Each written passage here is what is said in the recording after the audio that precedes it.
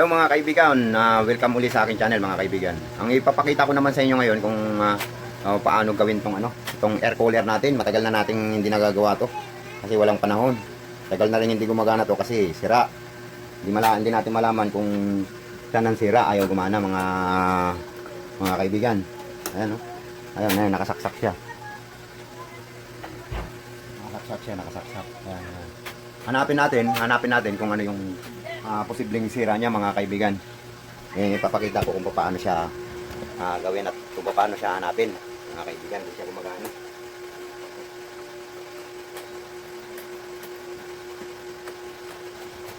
Mga kaibigan, wala.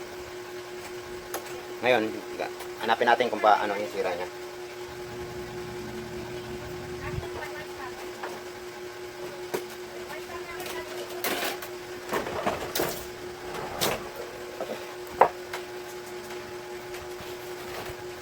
Tuyo na itong ano niya oh. Tuyo na itong ano na tubig.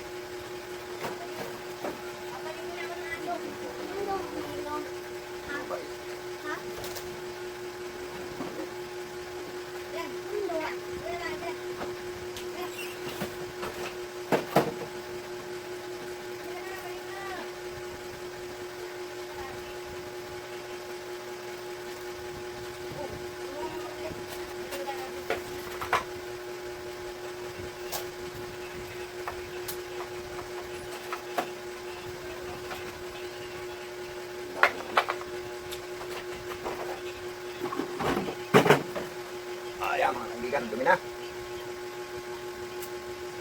Dumi. Bakit natin ito sa... Yan mga kaibigan, dumi. Tagal na yung nagagawa.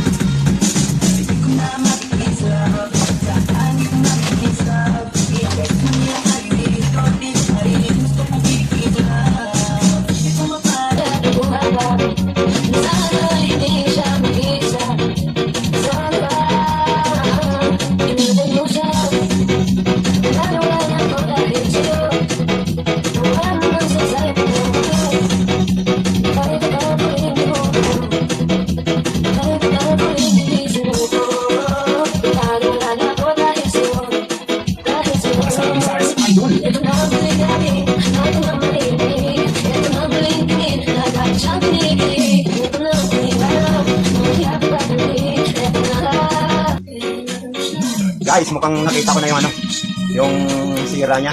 Mukhang naglulos din sa sa 220 supply dito sa may loob. Mukhang putol yung linya mga kaibigan. Try kong putulin yung niya, yung wire.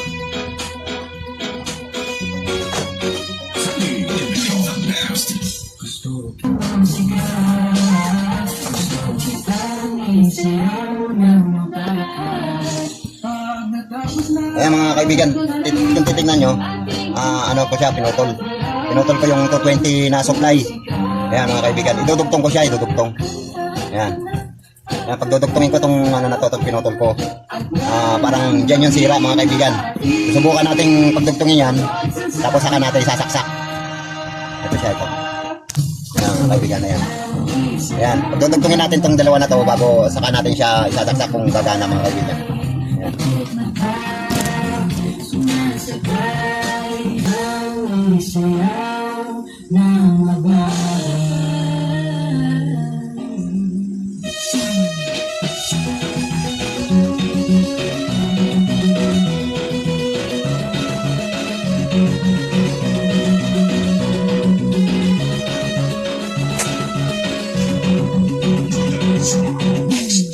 Ayan na po napagdugtong na natin siya mga kaibigan. Isasaksak ko naman siya kung gagana na siya. Good. Yan, gumana na mga kaibigan. Mga kaibigan, gumana na. Yan, tumutunog na yung ano. Tumutunog na yung pump niya, oh. Gumana na. Ngayon, yung ano naman, yung fan. Yun. Gumana na yung fan mga kaibigan. Yan. Yan.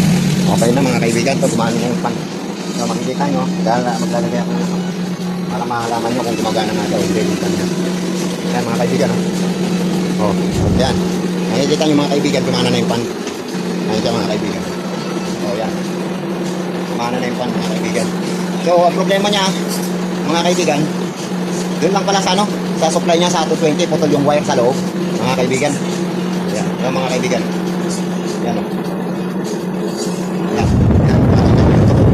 Yan, gumana na siya mga kaibigan. Yan. Yan, okay na. Okay na mga kaibigan, i-ano ko na lang siya, i-assemble ko na lang siya, kaya lang, kailangan ko muna siyang linisan. Linisan yung mga ano niya ito. Ito. Marami pa akong nilinisin. Napakadumi mga kaibigan yan. Yan, nilinisin ko pa yung mga accessories niya, mga laman loob niya, kaibigan, bago ko i-assemble mga kaibigan. Kaya mga kaibigan, papalutan na natin yung pinutol natin kanina. Balutan, kailangan natin balutan para ano, hindi siya makakuryente. Kaya hindi siya dumikit sa body niya para hindi magkaroon ng shorted mga kaibigan. Kailangan natin balutan yung open na wire na pinutol natin.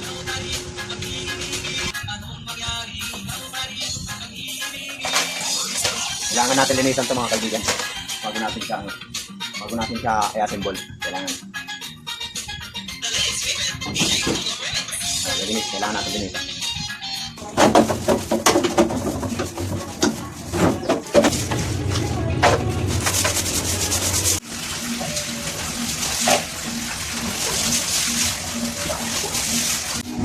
Okay, lalagay na natin guys. So, nilagyan ko na natin tubig.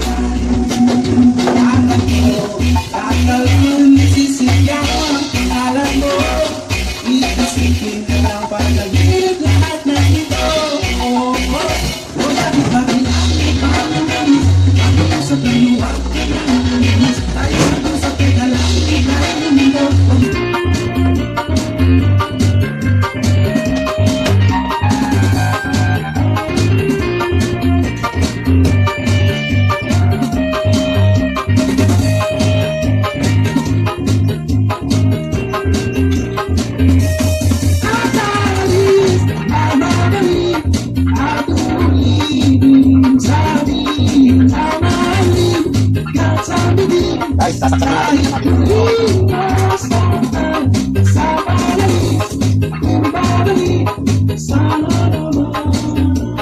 Guys, ayan, tumutulo na yung tubig. Guys, yung tubig niya. Makikita nyo, tumutulo na siya. Ibig sabihin, gawa na siya mga kaibigan, gawa na. Nakita na natin yung diferensya.